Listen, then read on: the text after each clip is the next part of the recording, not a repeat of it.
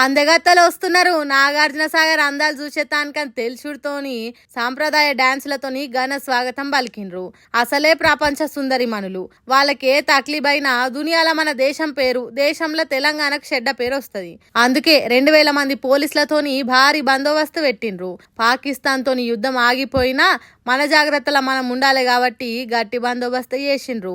22 దేశాల నుంచి వచ్చిన వాళ్ళకు 34 తీర్ల వంటలు చేసి పెట్టిండ్రట.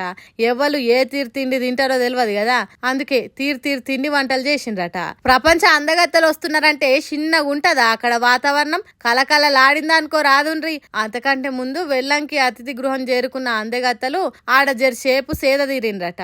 అక్కడ నుంచి నాగార్జున సాగర్ విజయ్ విహార్ కు పోయిండ్రు. ఆడ ఫోటో షూటింగ్లు చేసిండ్రు. మాపటిలి సూర్యుడు ఎరుపెక్కి బుద్ధ విగ్రహం శిరస్సు మీద పడుతున్నప్పుడు బుద్ధవనంలకు పోయిండ్రట. అక్కడ జానపద గిరిజన డాన్స్లతోని కళాకారులు ఘన స్వాగతం పలికినరటాలకు.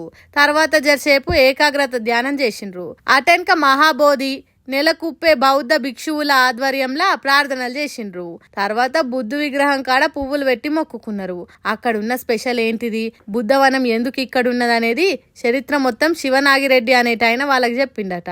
అట్లా చెప్తా అంటే జాతక వనంలో బుద్ధ జీవిత చరిత్ర తెలిపే శిల్పాలను చూసిండ్రు. బుద్ధుడి జీవిత చరిత్ర చెప్పే విగ్రహాలు చూసి పరిశానైనరట అందగత్తెలు. నాగార్జున సాగర్ అందాలు మాకంటే ఎక్కువ అందంగా ఉన్నాయని మురిసిపోయినరట.